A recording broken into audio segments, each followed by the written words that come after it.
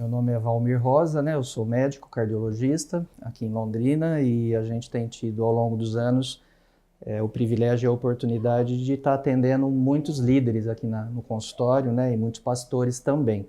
Pensando nessa questão em que circunstâncias esses líderes têm nos procurado, são as mais diferentes circunstâncias, mas a maioria deles vem para fazer um check-up de coração, quando não, já com alguns problemas, né, instalados. E infelizmente dentro do meio evangélico e falando especialmente para a liderança e pastores, esses pastores têm chegado aqui numa situação bastante complicada, a maioria deles com problemas sérios na parte do coração, hipertensos, diabéticos, a grande maioria desses pastores obesos, sem fazer nenhum tipo de atividade física, sedentários, estressados. Aliás, o estresse hoje é uma das questões mais sérias que tem, não só na população geral, mas também no meio pastoral. E eu creio que essa demanda e essas questões que existem muito hoje da igreja ser muito grande, com muitos membros e o poder, né, ou então as circunstâncias que essa igreja desenvolve, essa maneira de entender que uma igreja forte é uma igreja muito lotada de pessoas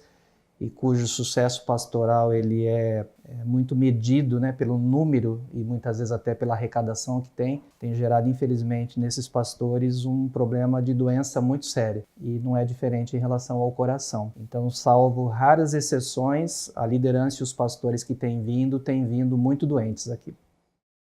Quando a gente menciona as questões relacionadas ao coração, né, e eu sou cardiologista, o que acontece é que as doenças cardiovasculares são hoje a maior causa de morte na população brasileira, né? Então, quando a gente fala em doença cardiovascular, a gente está se referindo principalmente a infarto e AVC, né, acidente vascular encefálico. E os pastores não fogem disso, então eles estão inseridos nesse contexto, então eles também falecem muito por infarto, por AVC e suas consequências. Agora, em função de serem muito sedentários, de muitos deles virem aqui com uma obesidade bem significativa, extremamente estressados, acaba criando um grupo muito particular para essas questões, assim como hipertensão arterial e diabetes mellitus.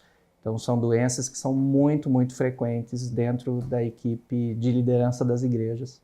Essa questão do líder se preocupar muito com pessoas e às vezes se esquecer dele, eu diria, né, que ela é uma realidade em parte, no sentido de que esse líder que ainda tem um perfil de cuidar de outras pessoas, ele sim tem uma carga emocional muito grande sobre ele. Mas do que a gente tem visto, pelo menos aqui a nível de consultório, tem mudado um pouco esse perfil dos pastores, da liderança, em que os pastores estão muito mais correndo atrás da questão estrutura, igreja, e não pessoas. Então, o que tem estressado, né, a liderança e os pastores hoje, eu não diria que é a membresia, mas eu diria que é a estrutura onde ele está inserido. Então, essa demanda que a igreja tem hoje sobre esses pastores é que tem sido o grande causador de estresse. Pessoas, elas dão trabalho, pessoas, elas são complicadas, e o ser humano sempre foi assim, sempre vai ser. Mas, por outro lado, quando você vê o resultado daquilo que você está trabalhando, é prazeroso.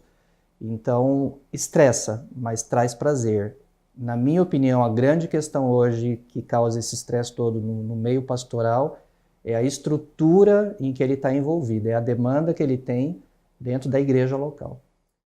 Sim, sem dúvida, né? A agenda hoje é uma coisa terrível, né, na vida dessa liderança e tenta-se criar cada vez mais atividade, um ativismo desenfreado, né? Quando muitas vezes se pauta pelo número de atividades e não pela qualidade das atividades. E isso acaba gerando, sem dúvida, um estresse muito grande, né? Tá perto, sim, porque a grande questão do pastor é que ele tem uma demanda sobre ele que muitas vezes extrapola aquilo que seria o chamado dele como profissional da área. Então, existe um problema muito sério, e isso é uma coisa que já conversei com pessoas que administram, né, faculdades de teologia, isso é a minha opinião, de que esses pastores deveriam ter junto deles uma equipe multidisciplinar para cuidar das pessoas. Não adianta nada o pastor querer trabalhar como um psicólogo com um membro da sua igreja, então um aconselhamento, às vezes de problemas muito sérios, quando ele não tem estrutura emocional para isso. Ele é pastor, ele é chamado para ensinar, para cuidar, para pastorear, para liderar. Então, há pastores que às vezes se envolvem em demandas emocionais, ele não tem preparo para aquilo, mas ao mesmo tempo ele também não tem ninguém, ou então ele não encaminha para um especialista. Há muitos líderes que misturam muito as coisas, não conseguem discernir até onde são questões relacionadas às coisas espirituais e questões físicas.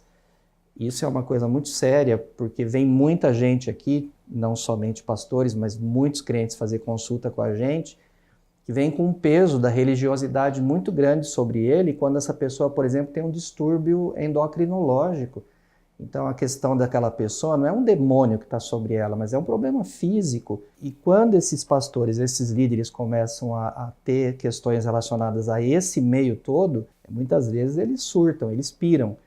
Mas o que eu vejo nessa questão específica de suicídio hoje é que o mundo de hoje é um mundo muito competitivo e as igrejas hoje, de maneira geral, não estão diferentes. A competição que existe entre as igrejas é muito grande e muitos pastores que começam a ser cobrados para que a sua igreja cresça, aconteça e faça, ele muitas vezes não tem estrutura pessoal, não tem uma estrutura formada e às vezes tem antecedentes na família até para suicídio. Existe uma tese de doutorado de uma amiga nossa aqui de Londrina, que é uma psiquiatra, que mostra que essas questões de suicídio têm até uma questão genética envolvida. Então, há pessoas, há pastores que têm isso como história na família. E quando vem sobre ele uma carga muito grande, uma demanda muito grande de ter, de fazer, de acontecer, e a coisa não caminha nesse sentido, muitas vezes ele surta e... Agora, não é incomum virem aqui pastores depressivos, pastores ansiosos ao extremo. A gente vê de tudo, né? Infelizmente. Então, por exemplo, há pastores que a gente conversa sobre essa questão de depressão e de acordo com a teologia que ele tem, com a maneira que ele acredita, ele não entende que essa depressão tem que ser tratada. Ele imagina que isso é uma questão espiritual. Então, é muito complicado isso. A gente tem que desmistificar um pouco isso e quebrar alguns paradigmas, de ver que muitas vezes essa pessoa que está aqui, esse pastor que está aqui, além de tudo, ele é uma pessoa, ele precisa de tratamento, mas ele tem que entender e aceitar isso. E infelizmente, no meio evangélico tem muita gente que foi ensinada de uma maneira diferente.